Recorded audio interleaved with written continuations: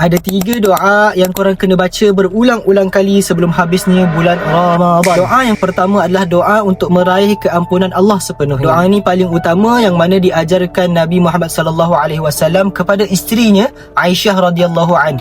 Doa dia berbunyi, Allahumma innaka afuwun tuhibbul afwa fa'fu anni. Matlamat utama kita sampai dekat hujung Ramadan ni bukan sebab kita nak menamatkan puasa, tapi kita nak pastikan kita keluar di bulan Ramadan ini kita punya dosa diampunkan, kita macam bayi yang baru lahir. Doa yang kedua adalah doa memohon amalan kita diterima sepanjang bulan Ramadan lepas kita dah berusaha berpuasa, berqiyamul lail, baca Al-Quran dan bersedekah selama sebulan. Risaunya kalau amalan-amalan kita tu tak diterima. Jadi baca doa ni, Rabbana taqabbal minna innaka antas sami'ul alim. Ya Allah, terimalah amalan kami, sesungguhnya Engkau yang Maha mendengar lagi Maha mengetahui. Doa ini sangat dianjurkan untuk dibaca di penghujung ibadah yang besar seperti Ramadan ini agar segala penat lelah kita dinilai sebagai pahala di sisi Allah Subhanahu Wa Taala. Yang ketiga adalah doa untuk ketetapan hati kita terus istiqamah selepas bulan Ramadan. Rabbana la tuzigh qulubana ba'da iz hadaitana wa hab lana min ladunka rahmah innaka antal wahhab. Jadi doa ni adalah supaya kita kunci hati kita dengan hidayah yang Allah berikan sepanjang bulan Ramadan ni.